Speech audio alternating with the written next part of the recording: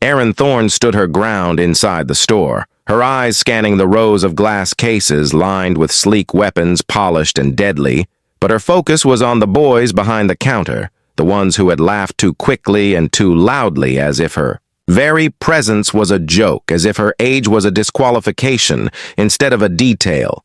She tried to ignore the heat rising in her face, tried to silence the echoes of their cruel chuckles, but it was impossible to ignore the way they looked at her like she had wandered in by mistake, like she should be asking for directions to the knitting supply shop down the street, not requesting a 9mm handgun for personal protection. She knew what they were thinking because she had heard it before in other places from other mouths, that same mix of disbelief and mockery that followed her every time she dared to step into a space someone thought belonged to the young, to the strong, to the male. She was too old, too frail, too proper. They assumed she was a relic from another time, someone who should be feeding birds, not racking a slide. But Erin had lived through worse than whispers and stares she had buried. A husband, raised 2 sons, survived a home invasion and trained quietly ever since in shooting ranges where no one asked her age because they knew better. She did not owe them her story. She did not owe them proof, but the way the clerk grinned as he leaned against the case made something deep in her tighten. He was the type who had never been tested, never looked danger in the eye, and seen it blink first. He thought this was a game, a joke, something to laugh about until someone like her walked in and reminded him that life could break you before you even saw it coming. Took one step closer toward the case, her fingers tightening around the laminated list of models she had researched the night before, her voice steady despite the growing fire in her chest. "I would like to see the Glock 43X, please," she said in the kind of calm that scared people more than shouting, but the boy snorted without moving and nodded toward the older man stepping through the back door. The room shifted as he entered, his presence quiet, but sharp, like a knife wrapped in silk. He was tall with a salt and pepper beard and eyes that swept across the store like he was reading every thought in it. He wore no uniform, just dark jeans, a black polo, and a steel watch that caught the fluorescent lights with every movement. The clerks behind the counter went silent, their posture shifting like soldiers who had just spotted their commanding officer. One of them mumbled something under his breath and stepped aside, the laughter gone, now replaced by a strange and sudden respect. The tall man approached Erin slowly, his gaze locking with hers without a flicker of amusement or dismissal.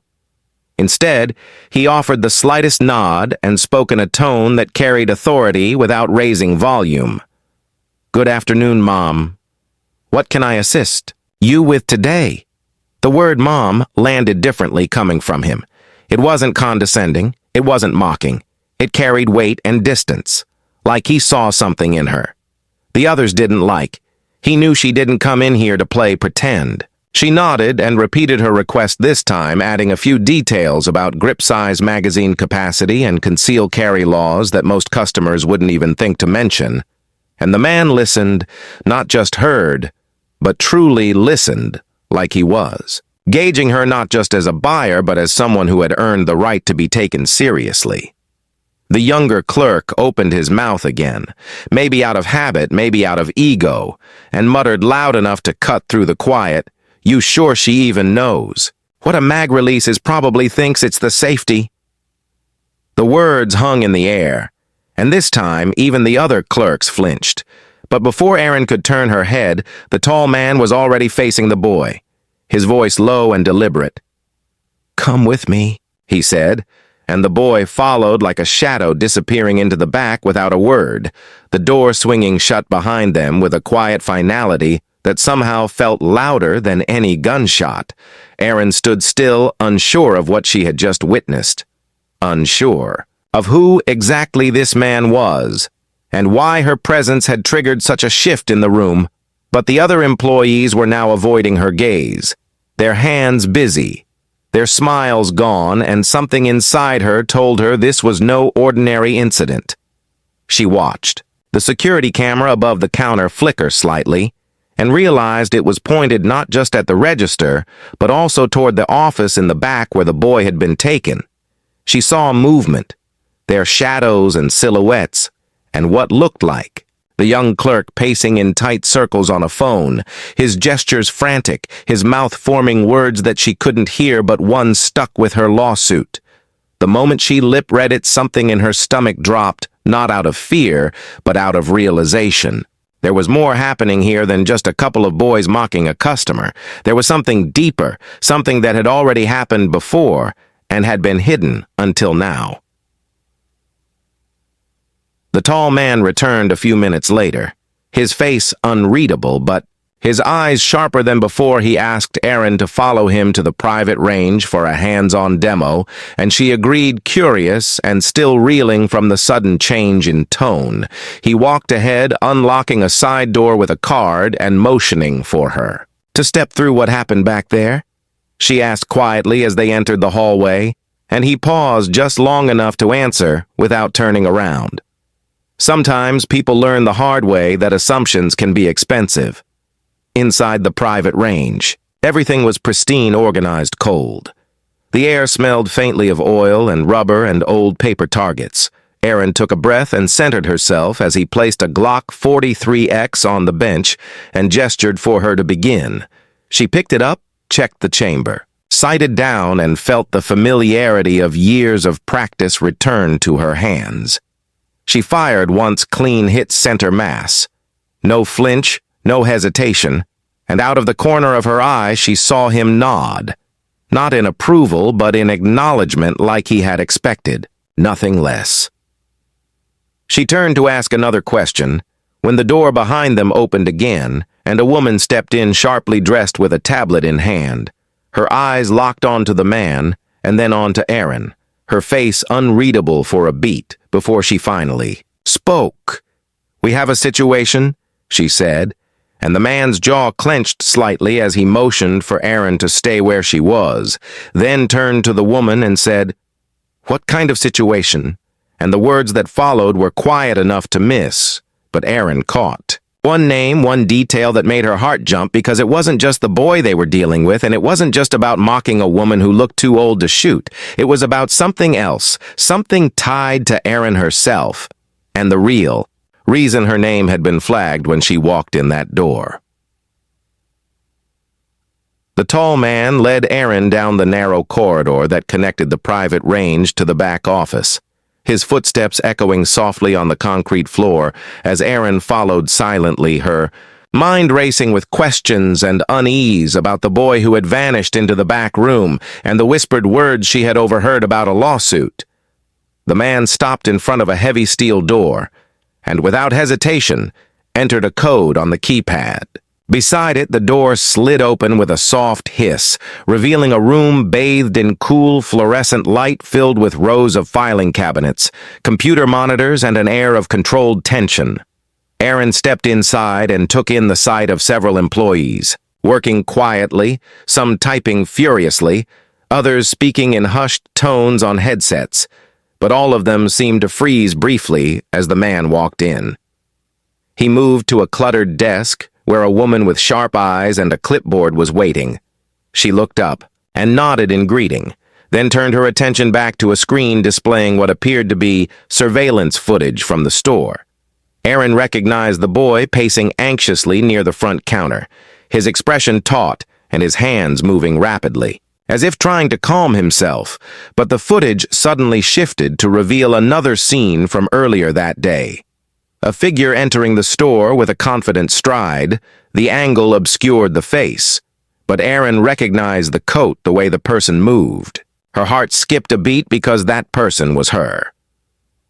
The CEO spoke quietly but firmly to the woman, explaining that Erin was not just any customer, but someone they had been tracking discreetly since the moment her purchase history popped up, flagged.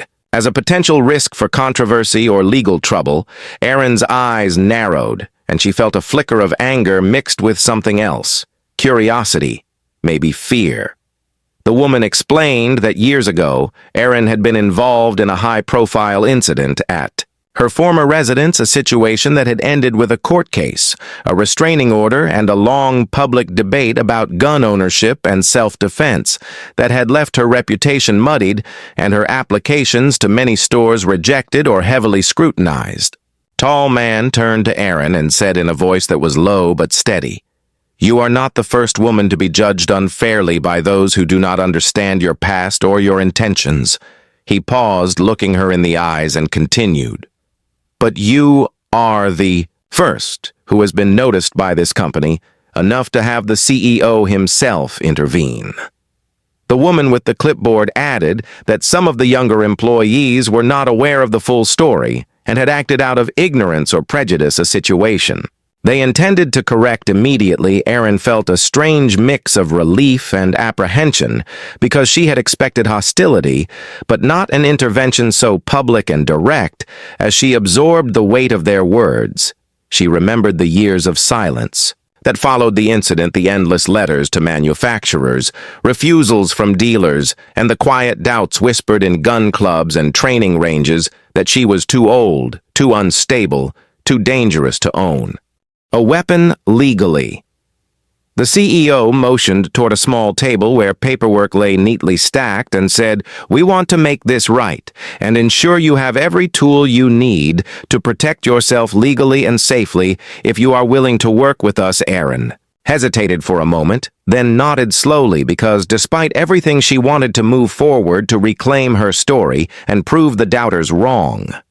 Before she could sign any documents, the door to the room burst open again, and the young clerk stormed. In his face, flushed with a mix of fear and anger, he stared at the CEO with wild eyes and began to stammer accusations about leaked information about lawsuits and sabotage.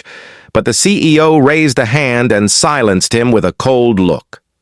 The clerk's outburst only confirmed what Aaron had suspected, that there were factions within the company who wanted to keep her from buying a weapon.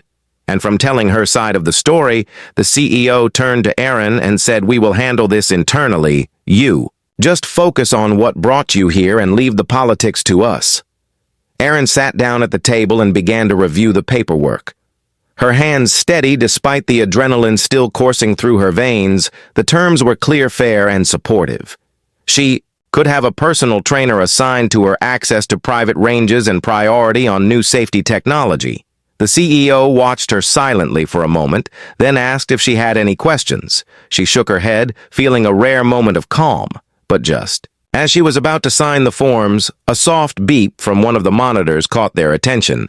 A new alert had popped up, flagged for immediate review, a security breach at another branch on the west side, someone trying to access restricted files. Unauthorized, and the CEO's face hardened into a mask of resolve. He turned to Aaron and said, "This is exactly why we need people like you involved, because the threats we face are not always visible, and sometimes the most unlikely people can make." The difference. Aaron looked up, surprised, because she hadn't expected her visit to be tied to something so serious, something that extended far beyond the simple act of buying a gun. She realized that what had started as a simple trip to a gun store was turning into something much bigger than she could have imagined, and as the CEO began to explain the next steps, the words hung in the air like a challenge that only Aaron could answer. Aaron followed the CEO down the dimly lit hallway, her footsteps echoing softly against the concrete walls. The air was thick with tension and something unspoken that made her pulse quicken. She clutched the paperwork in her hand, the weight of the moment settling in like a stone in her stomach. As they passed closed doors and security cameras, Aaron wondered how deep the secrets in this place really went. The CEO led her to a secure room filled with monitors displaying live feeds from every corner of the store and beyond. The screens flickered, showing images of customers, employees, and back rooms where whispered conversations and hidden agendas seemed to play out in silence. The CEO gestured toward a particular screen, where the young clerk who had mocked her was pacing nervously in a small office. His fingers trembled as he spoke urgently into a phone, and Aaron could see the fear etched on his face. The CEO spoke quietly, telling Aaron that the boy was not just frightened, but caught in a web of something bigger than his youthful arrogance. It seemed he had stumbled onto confidential information and panicked. The CEO explained that inside this company, there were those who wanted to keep certain truths buried and would go to great lengths to silence anyone who threatened their carefully constructed facade. Aaron felt a chill run down her spine as she realized the store was more than a place to sell guns. It was a battlefield of power and secrecy, and she had just been thrown into the middle of it. The CEO turned to her and said they needed her help, not just as a customer, but as someone who understood the stakes of what was happening. Someone who could see through the lies and fight for the truth. Aaron nodded slowly, feeling the weight of responsibility settle on her shoulders. It was not what she had expected when she came here, but it was exactly what she needed. Suddenly, a sharp beep interrupted the conversation, and a new alert appeared on one of the monitors. The CEO frowned and quickly accessed the message. It was a warning that an unknown party was attempting to breach the company's secure servers. Aaron watched as he typed commands rapidly, his face set in grim determination. He told her that this breach could compromise everything from customer data to safety protocols, and that whoever was behind it was highly skilled and dangerous. Aaron's mind raced with possibilities, wondering if this was connected to the boy's panic and the lawsuit whispered earlier. The CEO explained that they had initiated a lockdown on all systems and were tracing the source of the attack, but it was a race against time. He looked at Aaron and said, "This is why we need people like you, not just buyers, but fighters, those who have faced adversity and refused to back down." Aaron realized in that moment that her entire life had been preparing her for this battle. Her years of training, her experience, surviving violence and judgment, had all led her here.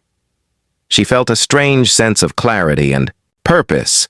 Despite the chaos around her, as they continued to monitor the situation, the CEO shared more about the internal struggles within the company, rival factions vying for control, and how Aaron's unexpected presence had shifted the balance. The young clerk was one of those caught in the crossfire either as a pawn or a whistleblower. Aaron knew she would have to be careful about whom to trust because the enemies were not always obvious and the lines between ally and adversary blurred easily. Suddenly, the room went dark for a moment, the monitors flickered, and a cold silence fell over the room. Then the emergency lights kicked in, casting eerie shadows across the walls. The CEO's expression hardened, and he reached for a secure phone, explaining that they were under a coordinated attack, not just digitally but physically. Someone was trying to break into the facility. Aaron's heart pounded as the stakes escalated beyond anything she had imagined. She gripped the edge of the desk, trying to steady herself as the CEO outlined a plan to protect the staff, customers, and crucial information. He told Aaron that her presence here was no accident, and that she had been identified as a key asset in the unfolding crisis. They needed her to stay calm, stay focused, and be ready to act at a moment's notice. Aaron swallowed hard, knowing that the next few hours could change everything, not just for her, but for everyone involved. The CEO's words lingered in the air like a warning and a challenge that Aaron was no longer willing to ignore.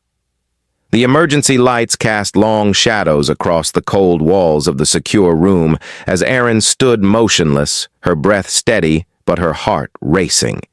She could feel the weight of the CEO's gaze on her, a silent demand for calm and strength in the face of chaos. Outside the door, muffled sounds of hurried footsteps, distant voices, and the faint hum of electronic alarms filled the air. The building was on high alert, every second pulsing with tension like the ticking of a time bomb. The CEO moved swiftly to a bank of monitors, tapping keys with practiced efficiency, directing staff and coordinating security teams. Aaron watched the screens flicker images of locked doors, security personnel, moving through corridors and emergency protocols activating. The CEO turned to her, voice low but urgent. "Erin, we need you here with us. This situation is critical, and your presence makes a difference." He handed her a set of ear protectors and a small, handheld radio. Erin hesitated for a moment but took them, knowing this was no longer just about buying a gun. It was about survival and something much bigger than the threats they faced digitally and physically. The CEO explained there were rumors of a larger conspiracy within the company, a group that sought to manipulate gun sales data, cover up safety violations, and silence whistleblowers. The lawsuit the young clerk feared was only the tip of the iceberg, and Erin's background made her uniquely suited to help uncover the truth. As Erin settled into a chair facing the monitors, she tried to focus, despite the cacophony of alarms and announcements flooding the room. The radio crackled with updates, security teams reporting lockdown, exits and patrols searching for intruders. The CEO was in constant communication with regional offices, law enforcement and cybersecurity experts, coordinating a multi-layered defense.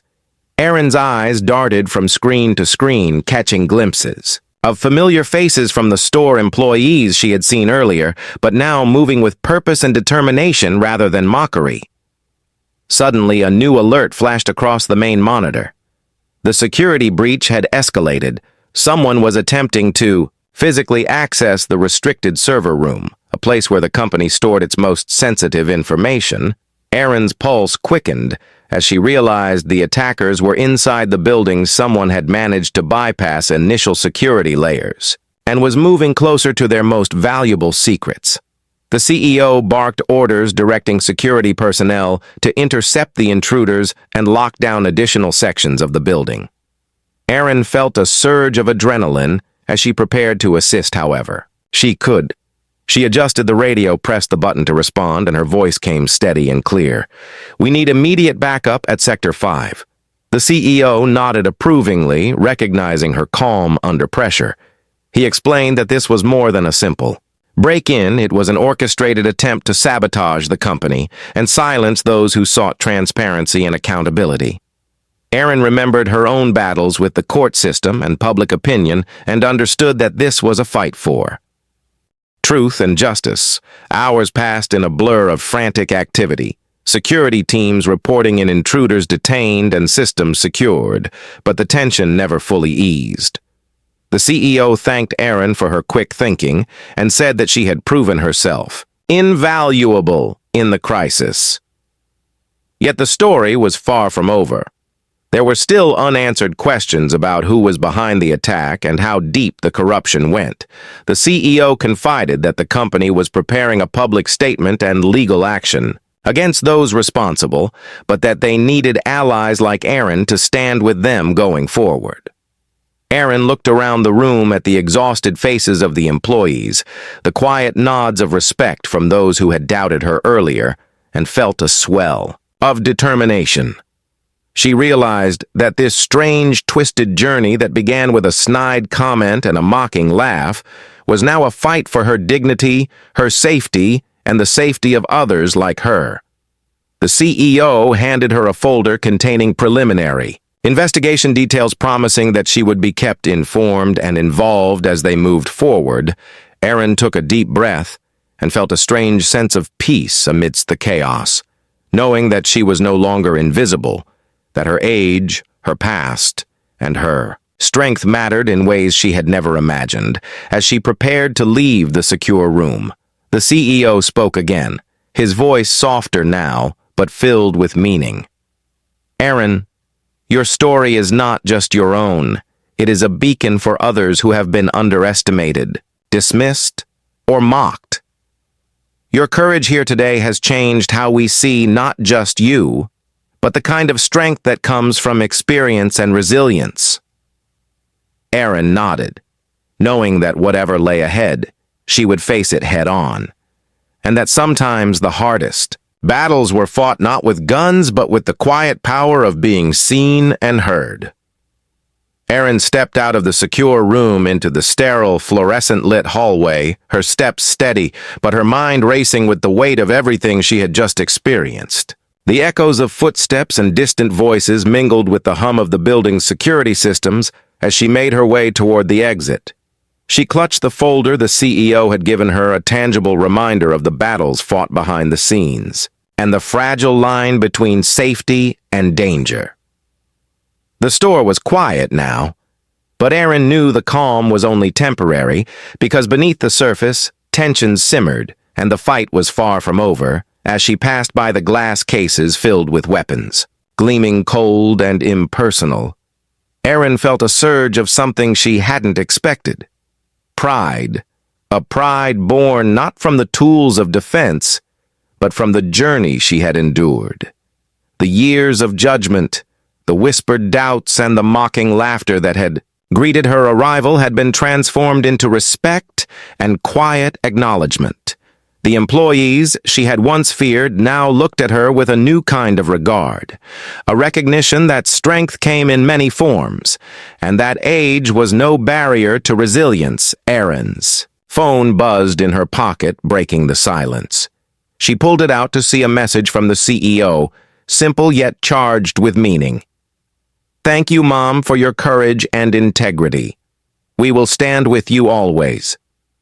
The word Mom this time felt different. It was no longer a title of formality, but one of respect and affirmation, a recognition of everything she was and everything she had fought to become. She smiled softly and typed a brief reply. "I am ready for whatever comes next." Outside the store, the late afternoon sun cast long shadows across the parking lot as Erin slid into her car. Her hands gripped the steering wheel tightly, a quiet determination settling over her like armor.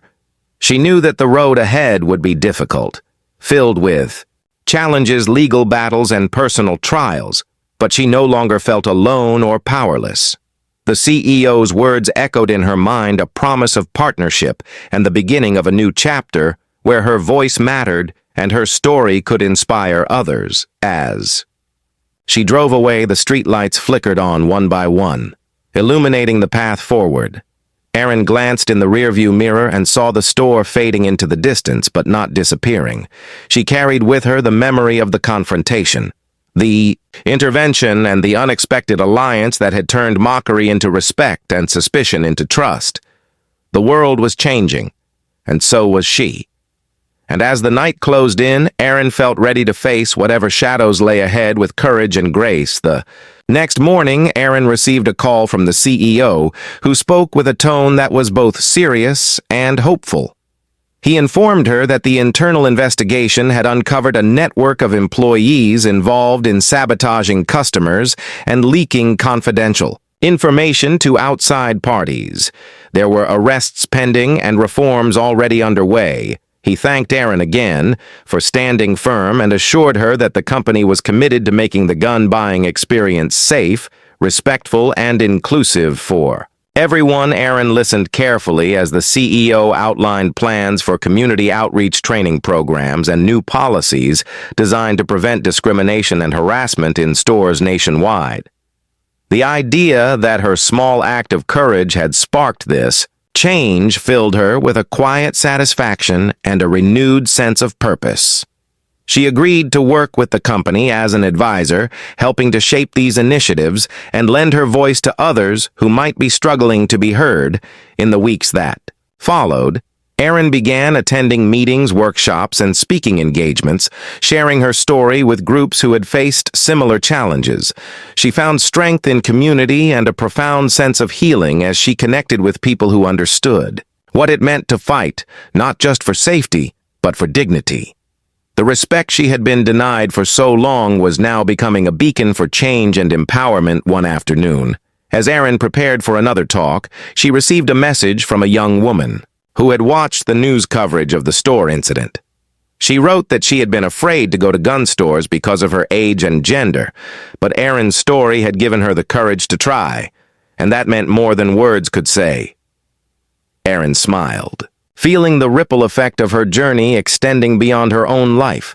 Standing at the podium, with the room full of faces looking to her for guidance, Erin spoke with quiet strength and conviction, reminding everyone that courage is not always loud, that sometimes it is the steady resolve to stand tall in the face of doubt and to claim one's rightful place in the world.